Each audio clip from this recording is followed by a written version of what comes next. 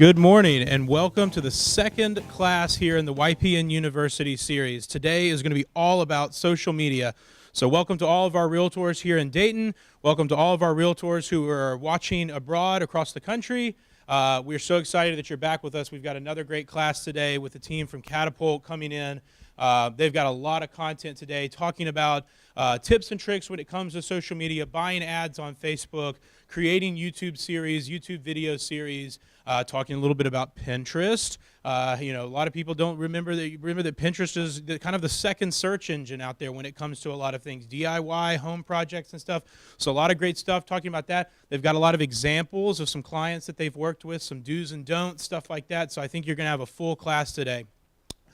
This is a pretty fluid session, so I think you guys are good if people have questions to go ahead and raise their hands. Now remember, since we are live streaming, before you ask your question, wait and make sure that Jennifer puts a mic in your hand so that way that people that are watching out there can see the question, literally see the question and hear it. And then for people that are watching online, if you have questions, type it into the YouTube channel. And Jennifer is going to be monitoring the YouTube channel, so that way if you have questions online, we can make sure that we get those answers. So, without further ado, let's give a round of applause and welcome to our Catapult team again. Thank you guys for coming. Thank you guys for whoever came to the first class. Hopefully you guys learned a lot on branding. Has anybody done anything with what we went over? Good. Yes. What did you do? The biggest thing we worked on was the color scheme. Good. We're going to touch on that again, too, because it's something that should carry over, hopefully, into your social media as well. So just to reintroduce ourselves, I'm Brian Myers. I do project management and digital marketing at Catapult. This is Rachel.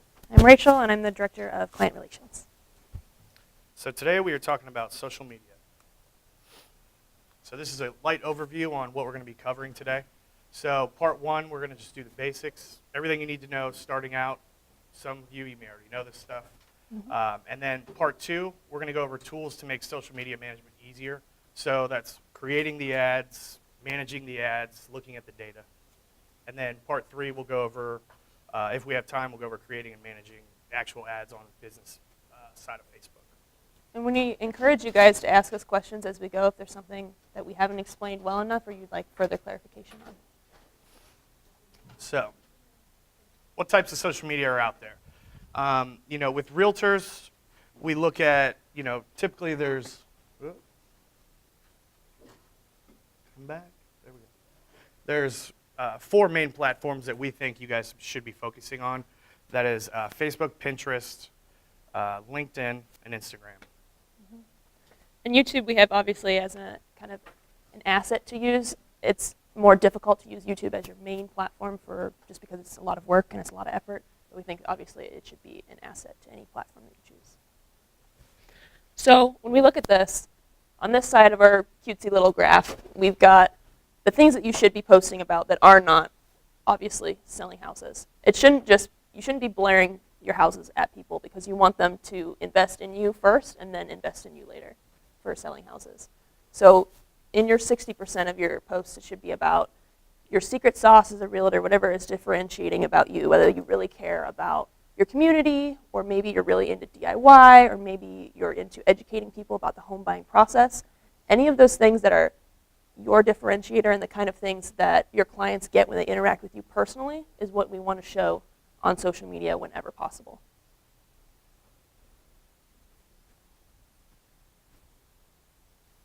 So here I've pulled these 2 examples because they're realtors, one in Australia and one in California, that are actually doing really well with their customers, but it's not translated very well on their social media.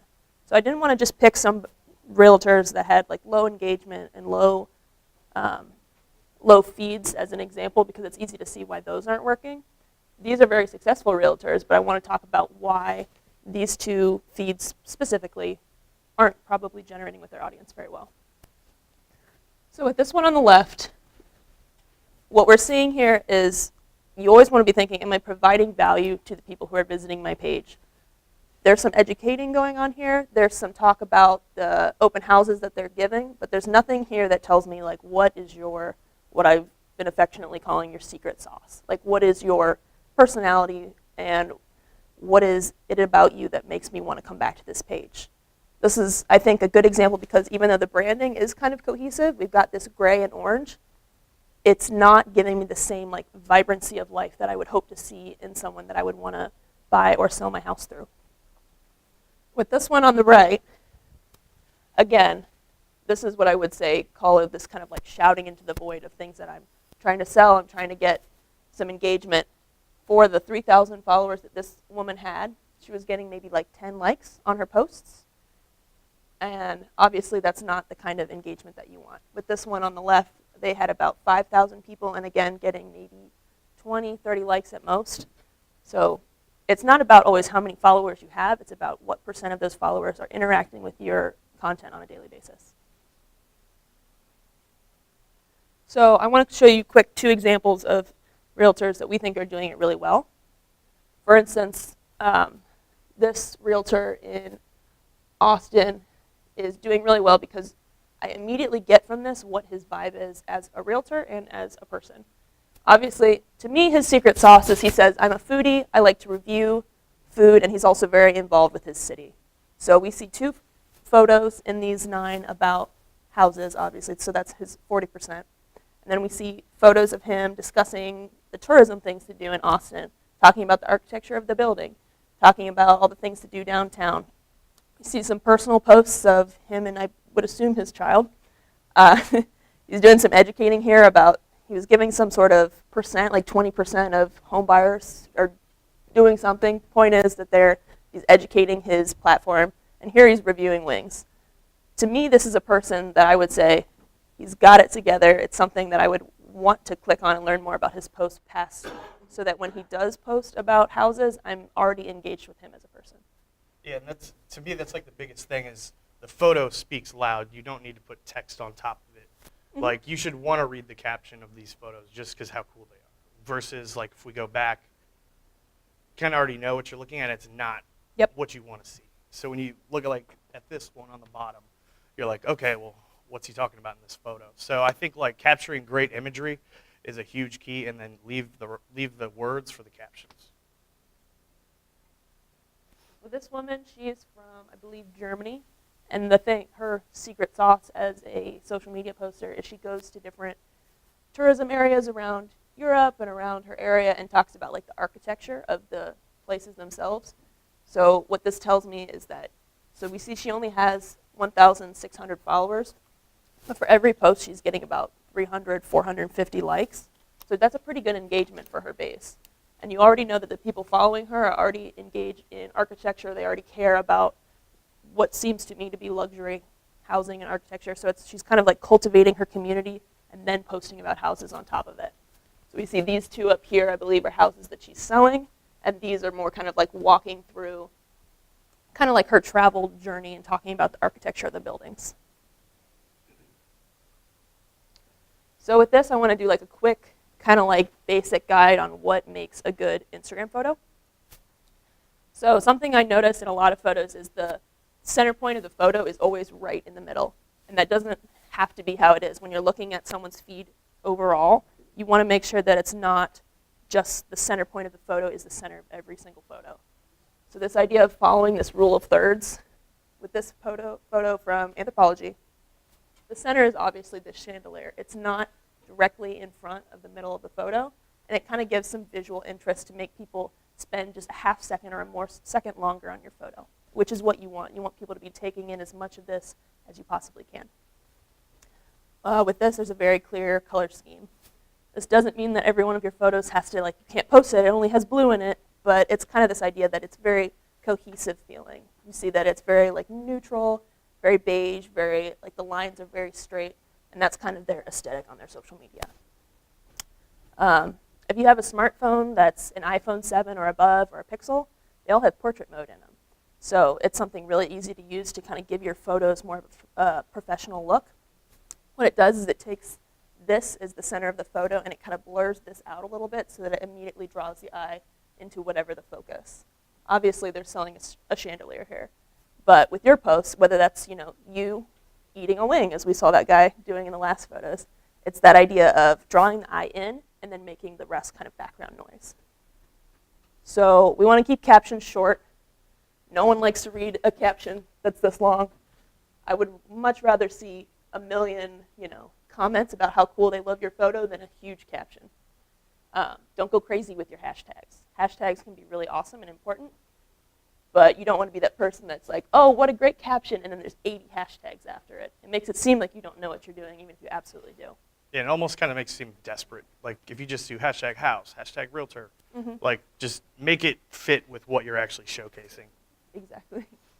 But still use them. Like, don't be like, oh, I can't use them. Like, you can definitely use them. Just pick like 2 or 4 at the most. Don't do 80. So I wanted to show this as an example, because this is an example of someone that we work with now and how we've kind of taken their social media that they had and kind of centered who their audience was and created something different. So on this before slide, this is a local restaurant chain called TJ Chumps. And we know that people are coming here because they love the food. They're constantly putting in new features. They have a lot of deals. Like, they're getting people in with this kind of varied menu that changes a lot. So before in their social media, that was something that they were really hammering home.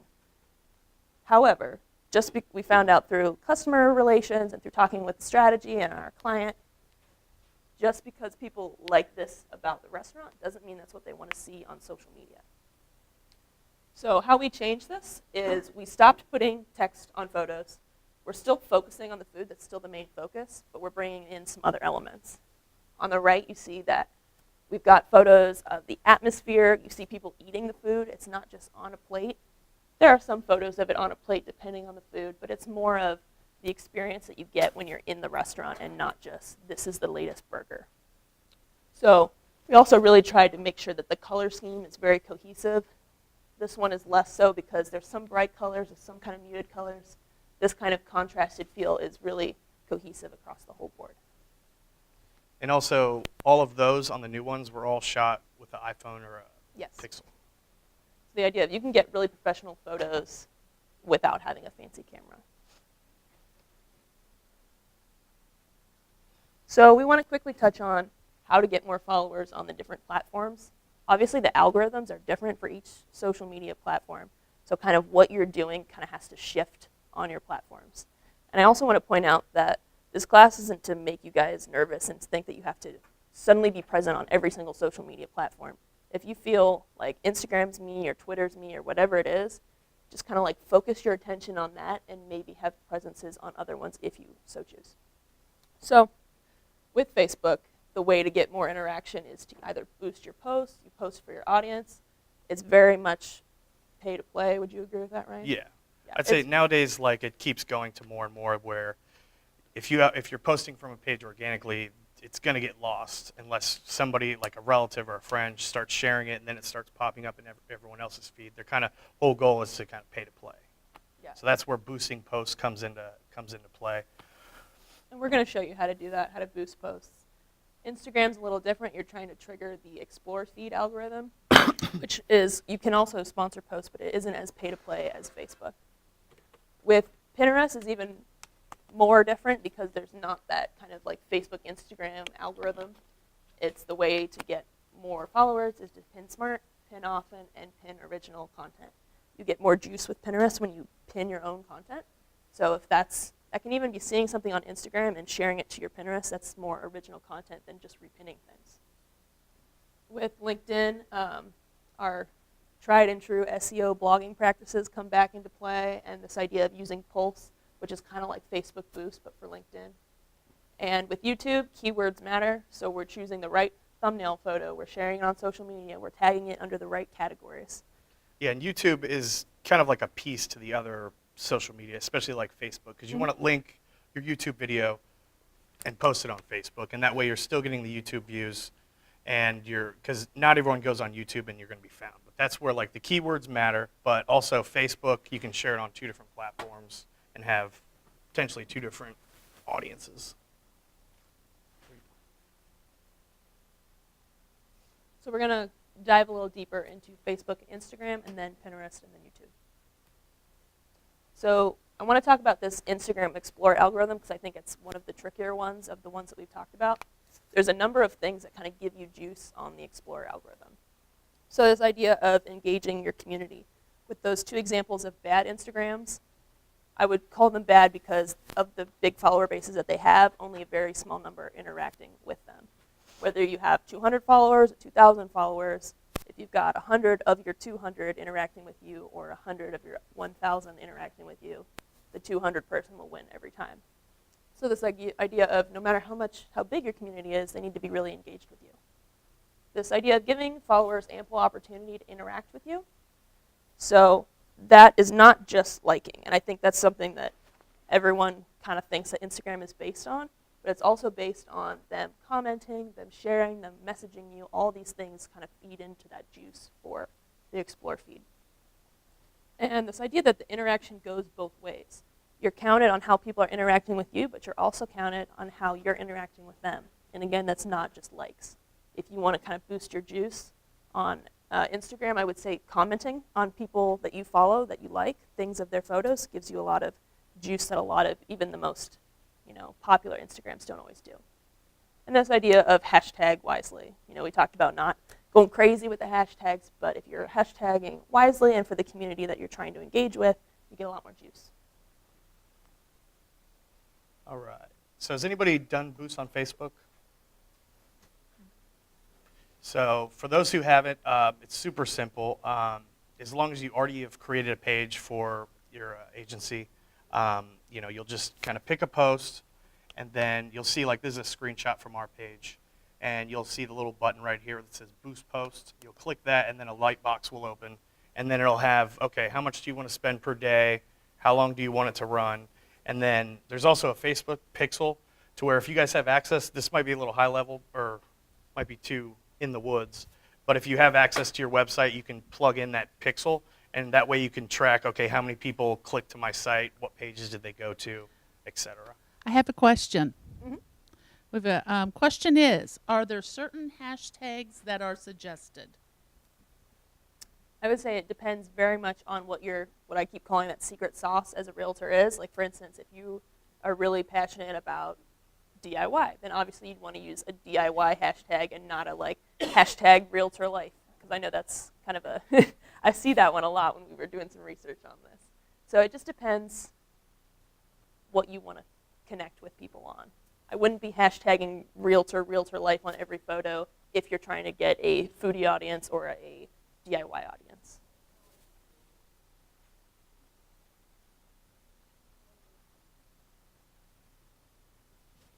So I'll kind of just show you guys a live example on how to do this. Mm-hmm.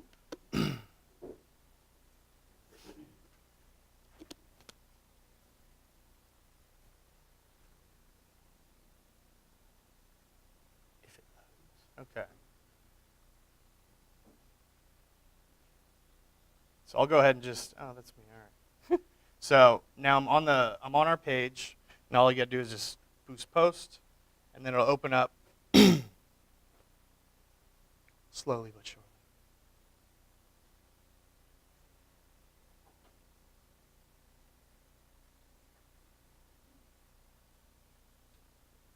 Might have to not show you.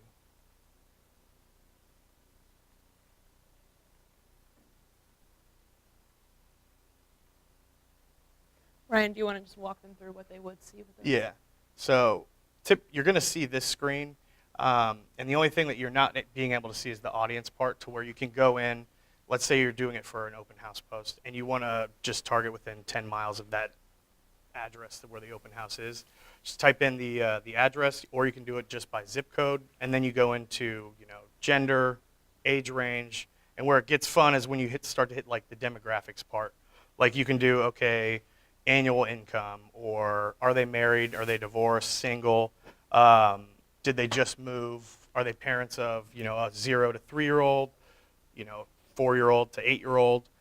You can get pretty specific, but I recommend when you first start out, just do a general, like pick your location and leave the age range open. That way you can see, okay, who is engaging and where did my money go? Because you can immediately nip it right there. The next ad you do, cut the fat, and say, let's say you do a post for an open house and women 35 to 45 were clearly the strongest engagement. That's the stuff that you want to just, okay, well, I don't need to waste money on the 18 to 21-year-olds. So you cut that out. And then you can start kind of refining your audience to where, like, we have certain audiences where I'm like on version 8 because we're just trimming it, and you're getting like, it's like cost per impression. So your first post could be $1.50, let's say, or click to post would be $1.50. Then as, ads go on, you're trimming your audiences down, then you could have it down to like 25 cents per engagement. So it's all about utilizing your ad spend and making it go as far as you can.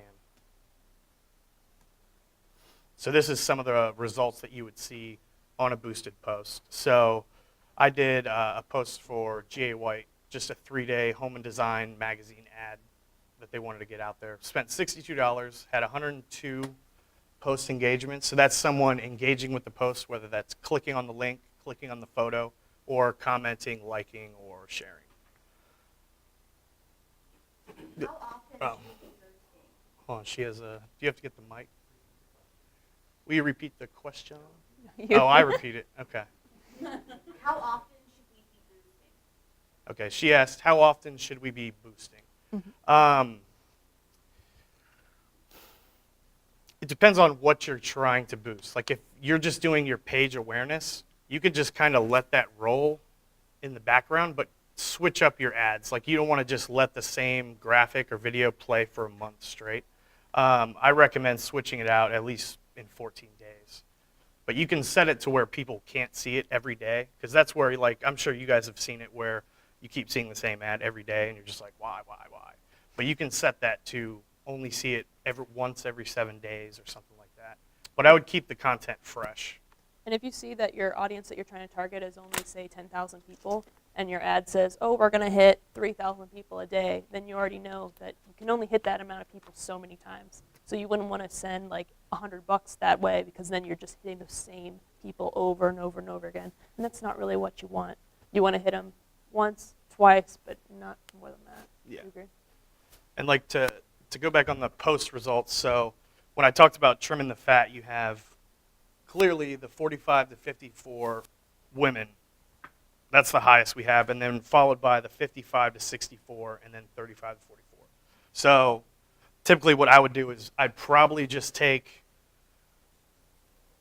it down to age 40 and then go to 64 and then just stop there and then see what the next boost does. And if it's still 45 to 54 is clearly the highest, then I would probably turn the rest off for that specific type of ad. So let's say it's just an open house ad, then you know your core audience is, okay, that's women 45 to 54 who are really interested in what I'm doing for this certain kind of post.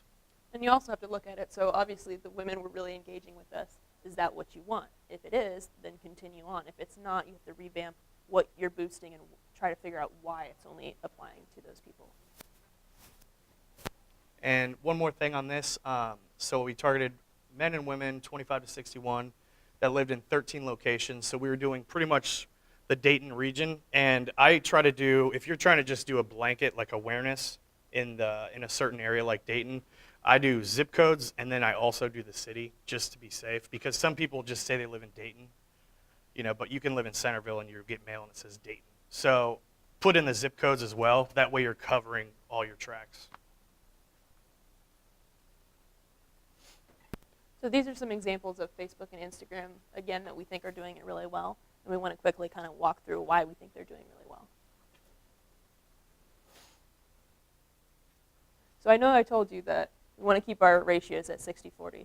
This one's kind of an interesting one because their Instagram is 100% stuff based on their community and their secret sauce, and their Facebook is almost 100% based on the houses that they're selling.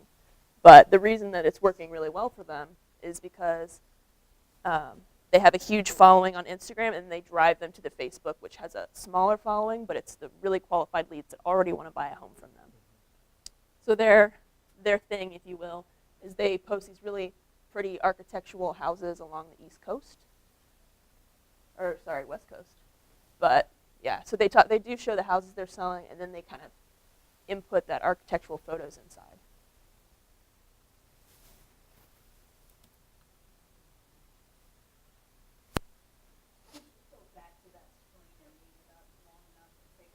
Absolutely. Yeah. Was it? Oh yeah.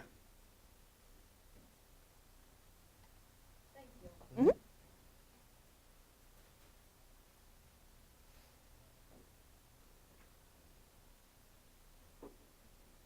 Good. Thank you very much. Yeah. Mhm.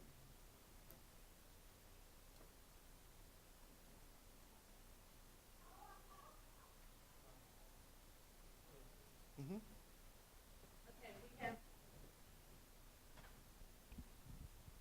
We have another question from our YouTube chat channel, Mhm. and the question is, are there any fair housing laws that may restrict us targeting certain demographics?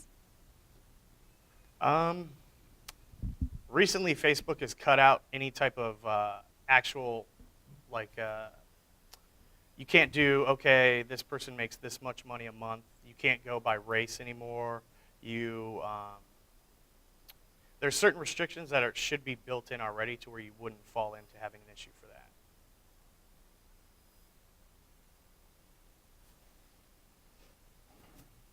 So this one is obviously I believe they're on some TV shows. But the reason that we pulled this is because we like that below their Facebook is really focused on them as a person and how they interact with their audience. And then if you go up a little bit, their stories, which if you guys are on Snapchat, it's kind of like that, are the houses. So these are things that their viewers can look at, but they're not like constantly throwing them at their viewers. So they see this kind of stuff on their feed, right? But the stories kind of pop in that like, oh, you already really engage with this, you already like them, would you like to see? And then it says the literal address number. So the people that are watching this are people that are opting in and want to see these houses, and they're not being thrown at them. So I think using this as kind of a way to get the houses in there without it being your main deal is a really good idea.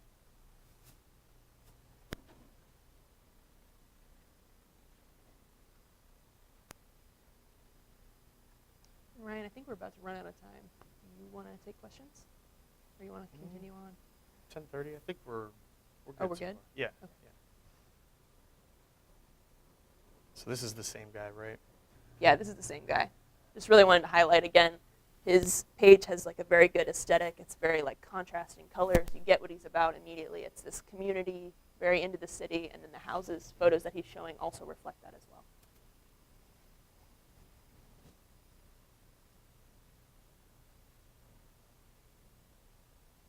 Last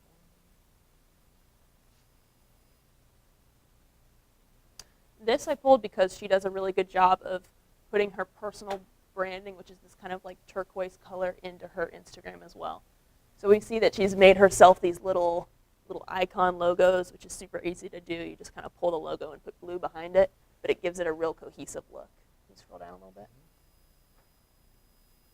Again, she's really putting this like blue color throughout her Instagram. It's a very personal Instagram. It's about her life, and she does a lot of inspirational posts and stuff, and that's kind of what her audience wants to see.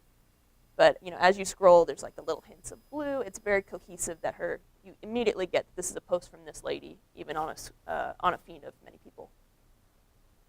Like even her dog mat is blue. Like it's like those cute little touches that really bring a cohesive Instagram together.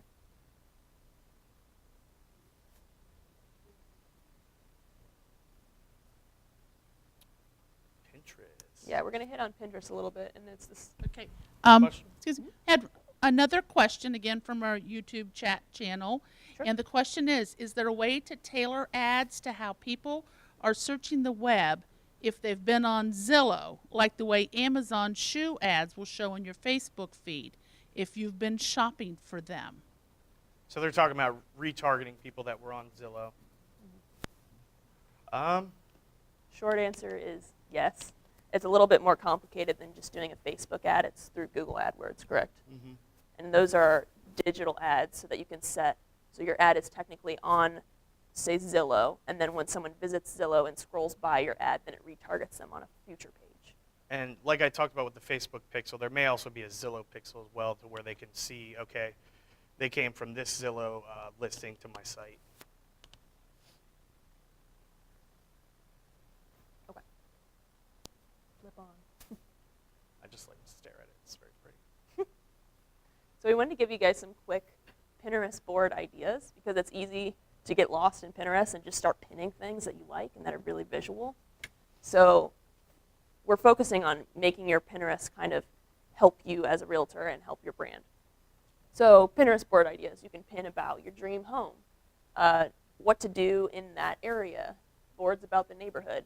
The whole goal, I would say, with Pinterest is trying to make you the source of information about the area that you target. Whether maybe you're interested in food or DIY or home decorating, whatever your hobby is, Pinterest is the perfect place to put it. The best place to eat in, again, the area that you're targeting.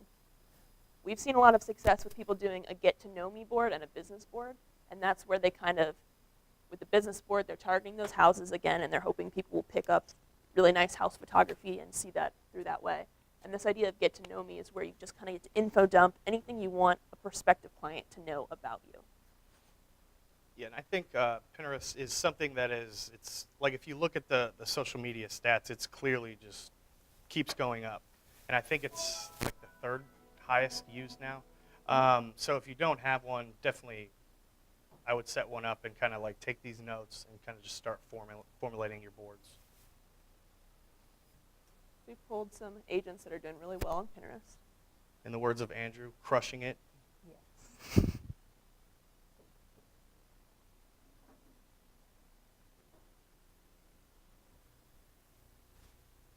Can you go to her boards themselves?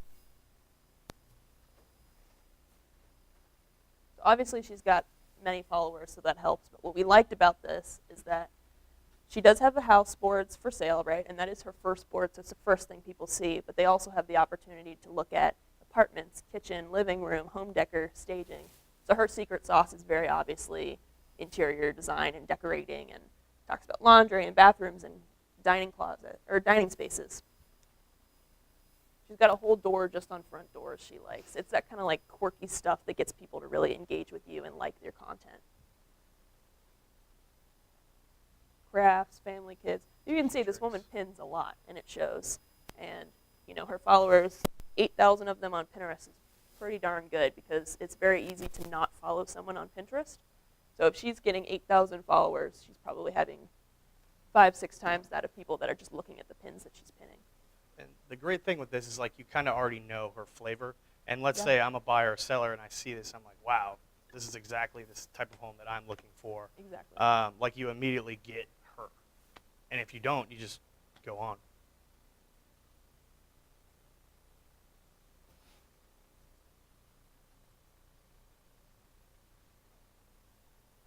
So this guy is killing it. 382,000 views on Pinterest a month is crazy. Crazy good. Same with the last girl. We immediately kind of get the style that he's going for. It's kind of like homey, like down-earth kind of a feel. Obviously, San Diego is his area, and he's got entertaining in San Diego. Talking about these different areas. He's got this cohesive branding across all of them. Yeah, and his whole strategy is, hey, I am San Diego. Like, I'm going to tell you anything you need to know about each different neighborhood. Mm-hmm. And obviously, it's working for him. That Yeah. 300,000+ a month of just people coming to him and looking for information on the area. How much time do you think he spends putting that thing together? Probably none. He Here, probably I'm has gonna bring the people mic up. for him. Okay. Interns. Here, hold on. Here. Somebody that wanted to do something like that Mhm.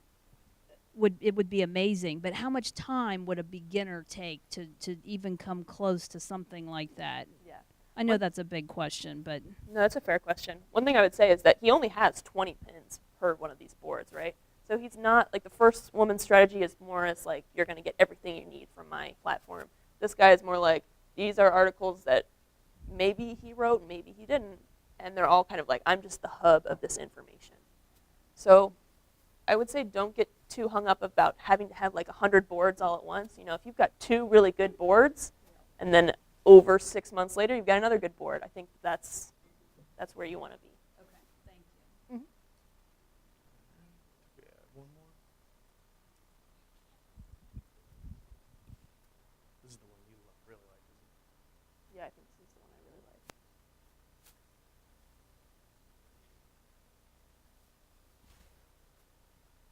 This lady's secret sauce is just having really good taste. Everything she pins is just really cool. It's that kind of like aspirational things that you probably aren't going to get a dream home hanging over the jungle, but like this is the kind of stuff that if I saw it, I'd be like, follow, and then, you know, use her as a realtor in the future. She gives really good ideas about decorations and projects. This doors theme is really popular for some reason. Got 1,000 pins on cute pets. Yeah.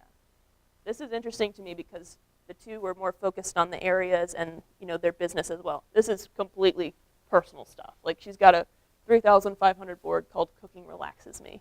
Like this is the kind of stuff that she's just kind of dumping her personality into this, but it's obviously working. All right, now we're gonna go into YouTube. So we have just 2 video examples, and these are all, okay, you have the video, but what do you do with it now? Obviously, you wanna get it on your social media platforms. So we have 2, we're doing a video class in December where we're gonna be totally diving into all types of video. But for this, you know, we wanna kind of give you an idea of a client testimonial is a huge first step for a video, as well as a neighborhood tour video. We think those 2 things starting out are pretty key.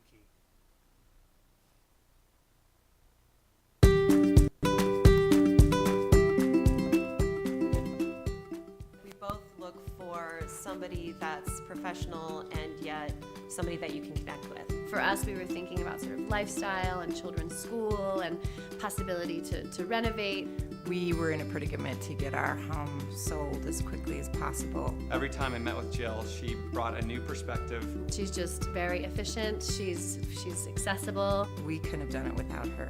There are literally hundreds of realtors to choose from in the Boulder area. And so that key is finding the right one, somebody with a knowledge of the market, someone who's going to listen to you and take on your needs as if they're their own. I'm Jill Grano with RE/MAX Alliance on Walnut in downtown Boulder. We'll stop that early. So we picked this video because it's a very simple video and one that would be pretty easy to make. I mean, we know this from doing commercials. The music behind it is just your standard $40 random, you know, commercial music that's very accessible. The cuts are very simple. So it's really, it looks very professional and nice, but it's a very simple video to make. And just to tie back on the last class, another reason why. So obviously she's with RE/MAX, but she has her own branding on the left. So that's just one thing, like, okay, this is an example of how you can do that if you're allowed to. And they look like they go together, you know, like this isn't like a screaming red and orange logo. It kind of has the same color tone vibrancy of the other one.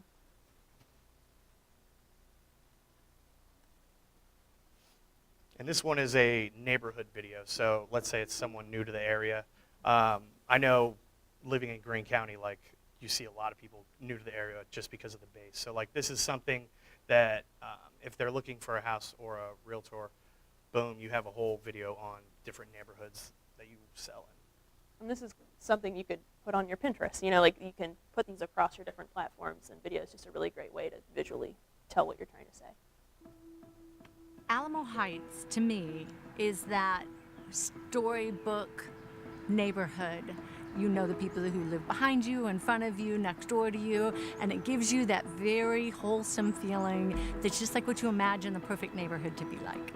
When you drive down the street, every single house looks different. And even though Alamo Heights is one of the most established neighborhoods in the city of San Antonio, there's been so much revitalization and so many of these homes have been modernized. Everyone knows everyone here. Everyone's really inviting. Our people care, and they come back here generation after generation after generation. We have excellent amenities. So you got the nature trails, you got Olmos Basin. You have the Broadway corridor, all the great museums. You're literally 5 to 10 minutes away from everything that you would want to do in San Antonio. You're not spending your life getting there, you're spending your life living. Alamo Heights is one of the safest communities in the area. We have our own police force. Every kid rides his bike to school. We're known as one of the top school districts in the state. We just have great teachers, we have great coaches. There is something for everyone here, and I feel like no matter what stage you are in your life, Alamo Heights is a really good fit for where you are. That's pretty simple, and I feel like they touched on, you know, everything to do, education, And you pretty much get a feel for, wow, this part of San Antonio is pretty sweet. And it's again just making you kind of like the source of what to do and what to feel in that area. Right, part 2. So this is the part where we go into, okay, you want to use social media. What are some tools to make your life easier? So how to manage all the platforms. So we broke it down into, okay, there's creative tools to where you're creating these graphics. You have the photo. You want to put a little text on top or your logo, or you want to edit the photo. We have 3. I provided 3 options. Most of them are free. They do have like a paid version for like $10 a month, which I recommend doing. Just you always want to get the premium version just because you don't want, there's not going to be ads or anything, but there's certain things that you can't do if you just use the free version. And then the posting and management tools. So you make the graphics, you have everything ready to go. Now how do you, say you don't have time every day to just get online, post. Just these options, you could just go in and schedule everything, and you can plug in all the different platforms, Twitter, Instagram, Facebook, and you can just schedule out a whole month at a time. Ryan, would you mind just telling them what each of these platforms kind of offer in case they don't know? Yeah, so Canva, the top 3 pretty much all do the same things. It's just how do you like their interface or how the app works.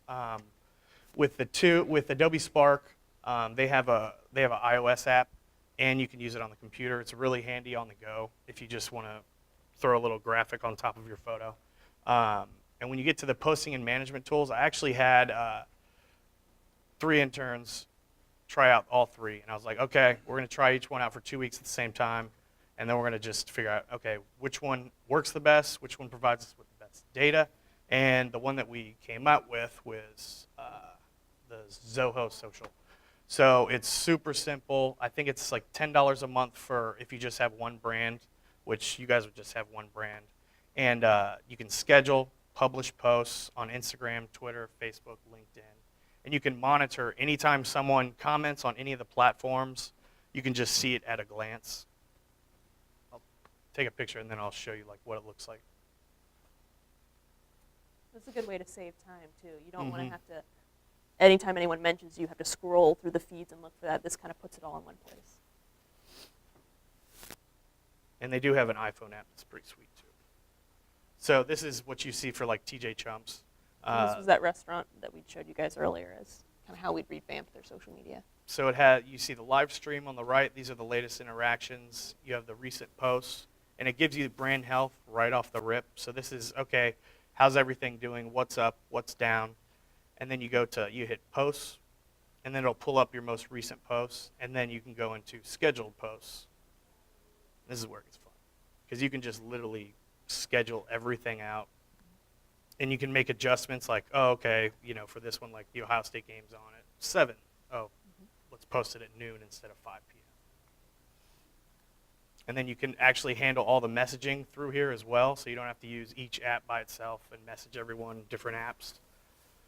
And I think this is the coolest part, because you can just see all the mentions on Twitter, Twitter likes, Instagram, and then you have the Facebook posts, visitor posts, and it's all just within this one app. And then obviously reports are a big thing too. And you can do past 30 days, all time, 7 days. So it's pretty cool. Does anybody have any questions on that stuff? Because it is super effective to have an all-in-one tool. Yeah. So I definitely encourage to try that out. And so with Adobe Spark, this is where you can even create videos with stills. So like say you want to do an open house video, you can just take them. And then they provide free royalty-free music. You can slap your logo on there. And that's why I recommend the paid version, because you get like the royalty-free music. It'll automatically place your logo in whichever spot you want it to. And there's a whole bunch of options as far as like different graphics. And I recommend it for starting out. Say you don't have any social pages yet. They have pre-sized templates already for like the Facebook cover photo, a social media graphic on Facebook. So once you're signed in and everything, you go in and create an ad. This is best for like Facebook ads, or if you're doing like an email marketing, something where you do want the text on the photo. Again, with like Facebook, Instagram, you don't really want the text on the photo. Yeah. So here it gives you pretty much, these are the templates to start from. Actually, go back.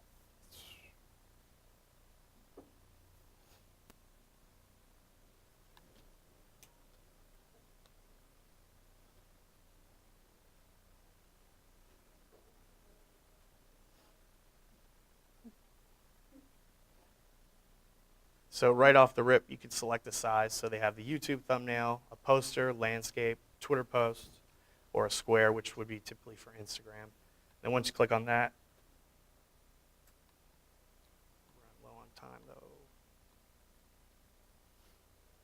Then they have these, free stock photos that you can use, or you can upload your own. And this is where you can make everything cool.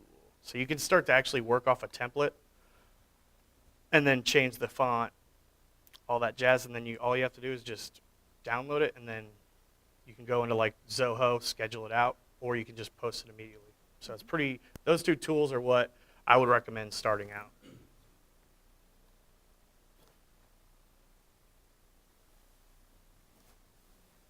Okay, so we'll kind of go pretty quick on this. So, does anybody have any questions first? We're probably going to run out of time if we go into this, so we want to do like some quick questions now, so we don't cut anyone off before we have a time for questions. All right, so creating ads on Facebook. We showed you boosting, and that's kind of like the high-level version. But if you really want to dive into creating specific audiences, creating ads that don't show up on the front, like they're not posts that you're just boosting, you can just create ads that no one sees on your front page that you're specifically targeting to people.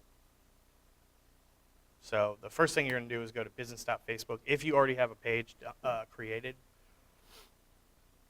And then you would obviously log in with your Facebook credentials, and then you would see your ad account and then your Facebook page. So the main difference is having an ad account.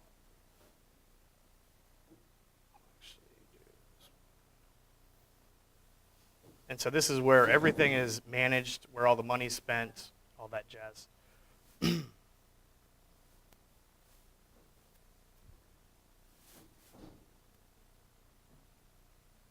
first thing I would recommend doing before you start to place any ads is to go in and create an actual audience first.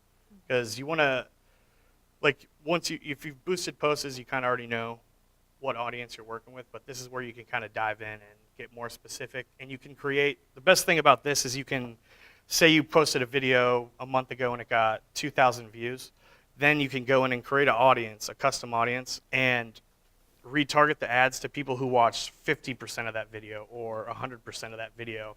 Because if they've watched 100% of that video, they're probably going to be interested in what you're actually posting about. So that's, to me, the capturing them and then retargeting to the people who actually engage is what the key is.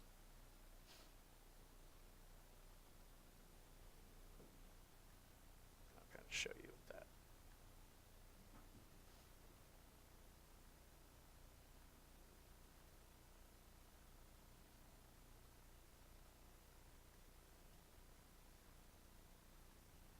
This is really where you can target really deep. Like if you have a house with a really nice gazebo on the back, you can target people that have liked DIY things or like gardening, and you can really like target in on, the magazine of DIY gazebo making, and send it exactly to those people.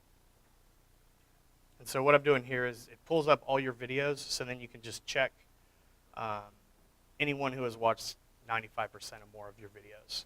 And so when you're creating an audience, you can still have the age range, the locations, but then you can make it even more, detailed by placing, only 95% of the people who have watched these videos. So you're getting a super, super refined audience. And it's the biggest thing to me on that is cost effectiveness. Like you want to spend the least amount of money and get the best results. And, with video, obviously you get great results, and it's usually like, 5 cents to 15 cents per 10-second view. When you're looking at like a graphic post, it could be 25 cents to $1.50 per engagement.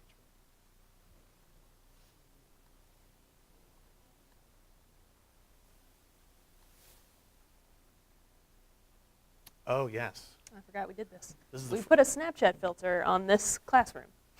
So if So anybody has if- Snapchat, bust out your phone, check out the filter.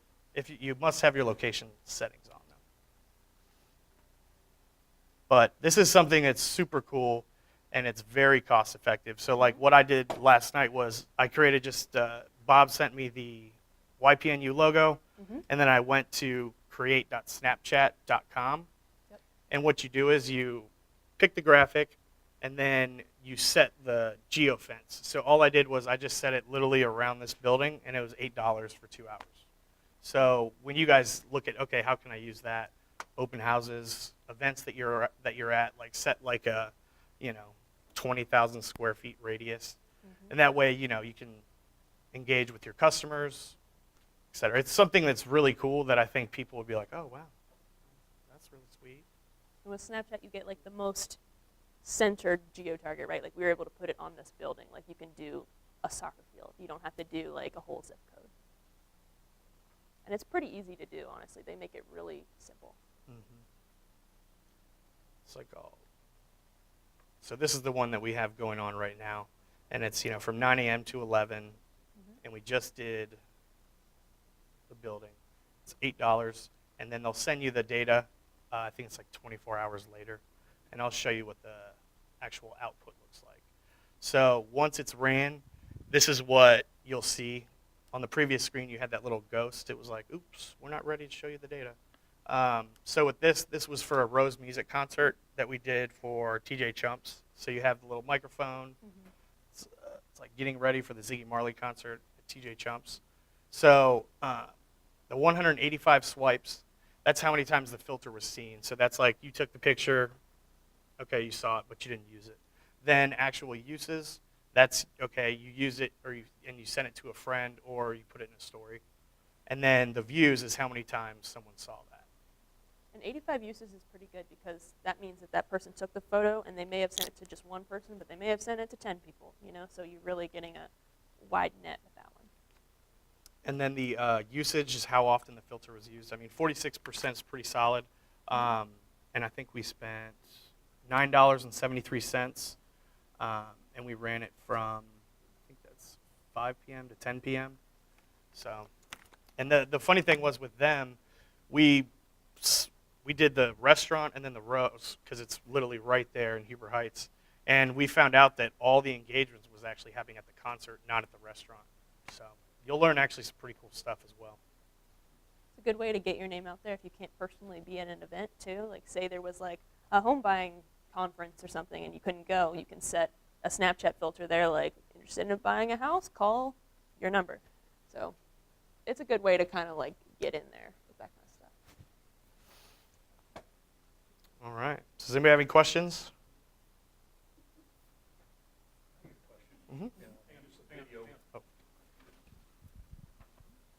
Maybe you can discuss the use of video versus photos. And then if there's an engagement with a certain length of video where you find it drops off after 2 minutes, 3 minutes, can you offer some comments on that? Sure. It depends really on the platform. We find that over a minute and a half is usually too long. People do not want to watch a 5-minute video unless it's for people that are super, super interested in that particular topic. Yeah, and I think like 30 seconds, you can't really go wrong with 30 seconds. But 45 seconds, you can get a lot of information in a concise time. So I think, like she said, a minute and a half. I think a minute as well is, it depends on what you're doing. Like if you're just doing a walkthrough video, you can do that in 30 seconds, 45 seconds. But if it's like a client testimonial, that can be longer for sure. Because you want to, you want a potential customer to see how you treat your customers. But what you can do is you can, instead of making one big video, you can chop those up and make them one testimonial, and then have like 8 videos versus one 3 to 5 minute video. And it depends if you're using this video as content for your platforms or as an ad.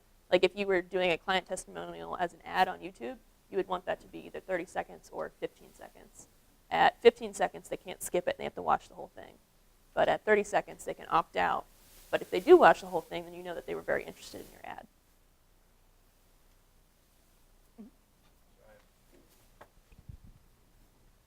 question regarding the audio portion with people, whether it's Facebook or something, people on the move, maybe not listening to it. What are your suggestions versus text over the video? I mean, for ADA, you want to have, I would recommend at least having the option for captions, but voiceovers work. But I also, I'm a big fan of $1 Million Listing. So, I like when they do those quick showcase through the homes and they have the little sidebar, it's like, I forget the types of kitchens, but they just do like one big thing, one line about a feature that's in the kitchen, or, like vaulted ceilings, blah, blah, blah. Facebook, you would definitely want to do captions. Instagram, not really.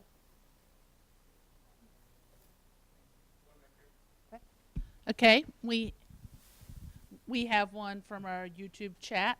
How do you get around Facebook saying your boost won't perform well? That kind of falls into what we touched on the last class. They don't have the 20% rule on text, but a big factor is using the Facebook test ad, to where you submit the ad through Facebook and they'll tell you if this is going to reach a lower audience or your ad will not be flagged at all and you'll reach your full audience. Just a comment on the closed captioning. There are apps on Android if you have Android, if you're doing a quick video. And also on iPhone and iPad, they have something called Clips. And you can talk and create a video, and it's going to kind of closed caption it for you. And you can edit it, because sometimes if you have an accent, it's not going to pick up anything. But I just wanted to comment on that.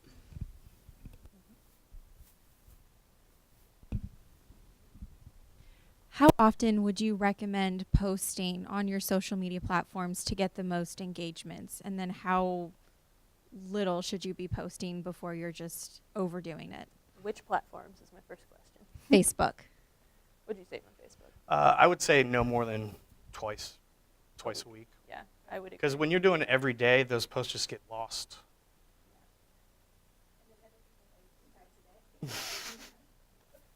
I would say that the 3 times a day is not the way to go, because there's not many people that want to see 3 houses a day or 3, and that's where you kind of have to balance what platform you post on, because Instagram, you could just do day in the life photos every day, It depends what you're doing. I like to see on Instagram 2 posts a week from companies, but if your audience is invested in your personal life themselves, then maybe you could post a little bit more than that.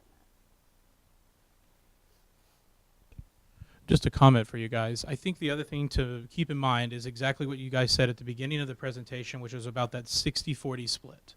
Yep. When we've talked to people and, we've talked to realtors, we've talked to business people, it's all about that healthy split. You find things that we call social objects. If your social object is your kids' Little League games, if your social object is church, if your social object is volunteering, find that social object. You don't think about this other stuff you post on Facebook, but everybody starts thinking about posting for their business page, and all of a sudden they freak out about social media. And it's like, well, you didn't freak out the 90 other times you posted that puppy video, so, just relax a little bit. But you find things that you can easily talk about, and that's where you kind of start creating that split, where 40% of the time perhaps you're sharing that you're out seeing clients, you're at a company meeting. How many of you have checked in on Facebook saying that you're here at this class learning about social media to better serve your clients? 1 person? Okay, well, that's called 2 people. That's called free content, so take advantage of those opportunities. But you've got to start thinking about every situation that you're in during the workday. How can this be used to motivate my brand forward? Because how many of you have sat in this room and felt like, oh my gosh, I don't even know where to start with this? Anybody feeling that way? Fair enough. Fair enough. But you look around at what you're doing, and anything can become an opportunity for you to share what you're working on. Just a quick thing. How many of you actually right now solicit your former clients for testimonial videos or for testimonials, period? Okay, a couple more hands. How many of you have recorded a client on video, not just standing there with your iPhone in front of them, but actually sat down with a good camera, good production value, and had somebody say, so again, you start going through this list and you start thinking, well, maybe there's some things I can do today. It's kind of like losing weight. You're not going to lose 100 pounds overnight, but can you just go out and walk around the circle a couple times? Okay, good. Then you're going to start, seeing some results. So find these things. These guys have given you some great tools to make things easier. They've given you the Canvas, the Adobe Sparks, how to make these graphics and stuff for your pages. And then they've given you the awesome way to schedule these things with Zoho, Sprout Social, Hootsuite. So you've got everything you need right now, but what you all have to do as professionals is go home, put a piece of paper down on the table, old-fashioned way, and say, who am I going to be on social media? What am I going to accomplish there? Because when you start looking at ads and Pinterest boards, it can get hectic thinking about all that. But I'm telling you right now, imagine if you had a board for each community that you work and sell in, and when a client comes in and says, hey, I'm looking at Huber Heights, in that first initial follow-up email, you say, here's a lot of great things going on in Huber Heights, and you've got 10 or 12 links. I mean, you can Google top 10 things to do in Huber Heights, top 10 things to do in Yellow Springs, whatever it is.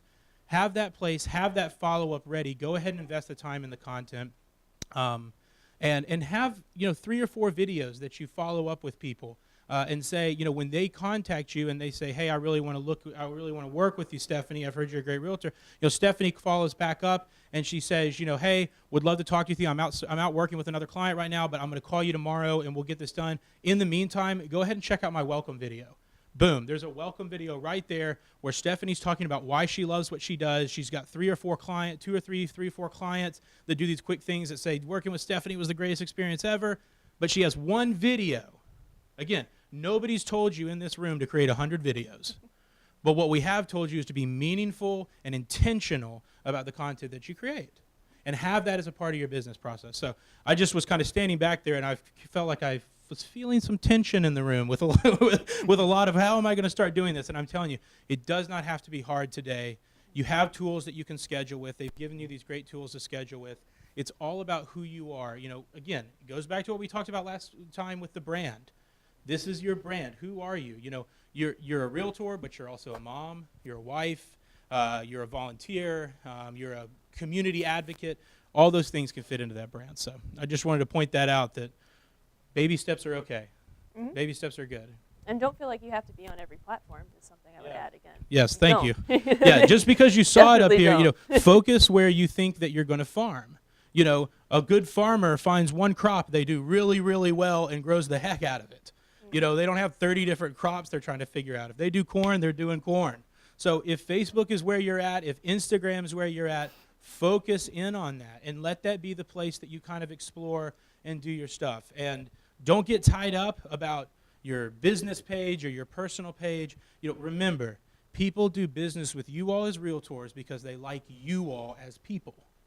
So when you're on Facebook, remember that people are watching you. They're looking at what you're doing. Don't get on there and start talking all this crazy mess about politics and all this kind of stuff. Remember, your brand is what you talk about.